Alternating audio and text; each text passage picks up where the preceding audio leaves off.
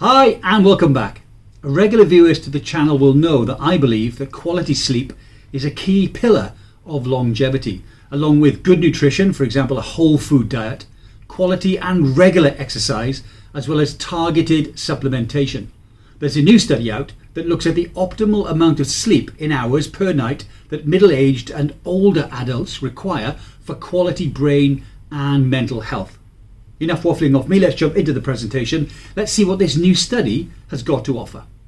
This is the review of a study that was penned by Jacinta Bowler, where she covers a huge study published in Nature Aging, which investigated the optimal amount of sleep that middle-aged and older people need. And there are links in the description below to the studies and the articles I used to put this presentation together. Sleep is a lot like eating food. It is one of the things we must do to live. But much like eating food, there are plenty of ways to do it wrong. This latest study, looking at UK Biobank data from almost 500 adults. It aimed to discover the optimal amount of sleep needed by people for good mental health, well-being and cognitive performance for people in their late 30s to early 70s. In their paper, the researchers write, "We identified a nonlinear association between sleep, with approximately 7 hours as the optimal sleep duration, and genetic and cognitive factors, brain structure and mental health as key measures. Longitudinal analysis revealed that both insufficient and excessive sleep duration were significantly associated with a decline in cognition on follow-up." The team, led by neuroscientist Yutsu Li from Fudan University in China and psychiatry researcher Barbara Sahayakan from Cambridge University, looked at data from 498,277 participants aged between 38 and 73 as part of the UK Biobank study. Around 48,500 of the participants also underwent neuroimaging, and almost 157,000 participants completed an online mental health questionnaire follow-up. All these data points went together to provide a comprehensive view of how the amount of sleep people get correlates to other aspects of their mental and their brain health.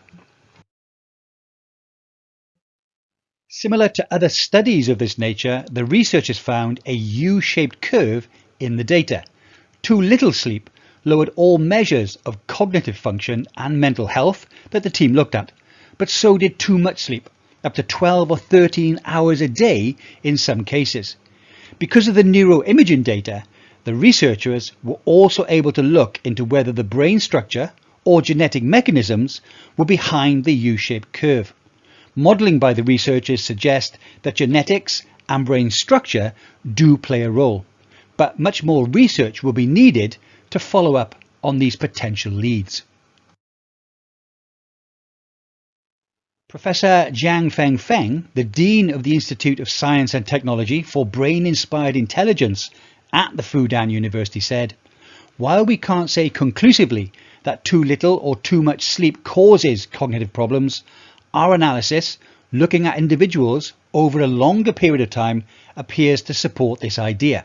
But the reasons why older people have poorer sleep appear to be complex, influenced by a combination of our genetic makeup and the structure of our brains." So, with all that in mind, this study comes with a couple of caveats. The research is very expansive, but it's still just an observational study which only demonstrates associations seen in the data. Firstly, we can't tell if sleeping less or more than 7 hours actually causes issues in mental health, well-being or cognitive performance, or conversely, whether those problems are what lead people to sleep more or less. So we cannot tell which came first. Secondly, this study is not saying that sleeping 6 or 8 hours is going to cause significant changes to your individual well-being. And there are lots of reasons why people can't sleep 7 hours every night, whether that's stress, work, or just needing to get up in the middle of the night to take a pee.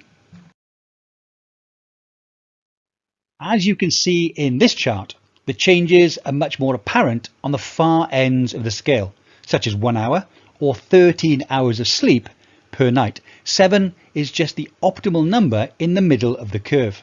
The graphs show a significant non-linear association between sleep duration, cognitive function, and mental health. This set of graphs shows the results for cognitive function, and feel free to pause the video and take a closer look at this particular graph. This set of graphs shows the results for mental health. Again, please feel free to pause the video and take a look at these particular graphs.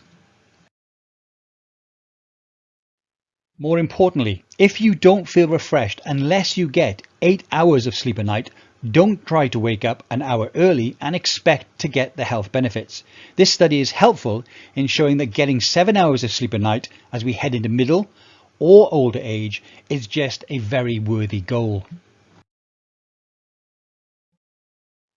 Professor Sahayakan said, getting a good night's sleep is important at all stages of life, but particularly as we age. Finding ways to improve sleep for older people could be crucial to helping them maintain good mental health and well-being, and avoiding cognitive decline, particularly for patients with psychiatric disorders and dementias. And if you're struggling to get enough sleep, naps can also really help. As with all studies, this study comes with some limitations. It only assessed how long the participants slept in total, and not any other measure of sleep quality, such as waking during the night and the length of deep and/or REM sleep. More importantly, participants reported their own amount of sleep, so it was not objectively measured.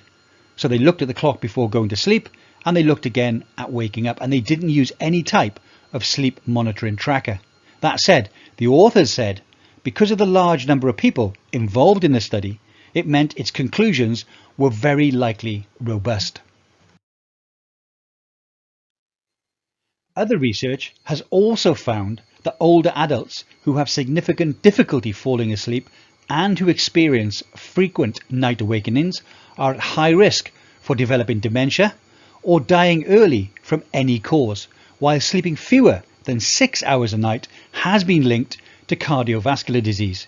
And if you are finding it difficult to fall asleep at night or to sleep for longer than 6 or 7 hours, there are links to my other sleep videos in the description below.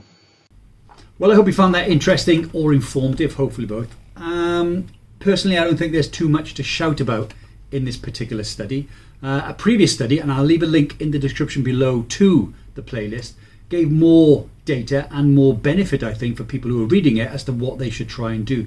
The previous study said we should all sleep for around 7 hours, which I think is now accepted as the norm, but no less than 6. This study does not cover that. To be in bed by 10, but do not fall asleep before 10, and try not to fall asleep after 11, and definitely not falling asleep after midnight. Now this study, which is the one I covered previously, covers cardiovascular disease, but it's a double whammy, if you like, because whatever you do here is going to affect mental and brain health as well. In my humble opinion, in future studies, those that run the study should at least try to invest in or be sponsored by a fitness tracker company, because even the most basic of fitness trackers will tell you your deep, your light, your REM sleep, what time you fell asleep, what time you woke up, how many times a night you woke up, and then what the duration of that waking time was. I think this study where you just say to the people, monitor yourself, and they said, well, I went to bed at 10 and I woke up at 6, therefore I got 8 hours good sleep, really is short of the mark. Let me know if you use a monitor to monitor your sleep, or a fitness tracker to monitor your sleep. And let me know if you do get around about 7 hours. And also, what time do you go to bed? Because by this one, you should be in bed by 10 and sleeping by 11. How many people, I'm curious to know, religiously try to stick to that particular regime? Well, that's it for today. I hope you enjoyed the video. I look forward to seeing you in the next video. I look forward to seeing your comments on this video. As always, please take care, stay safe, and I will see you soon. Bye for now.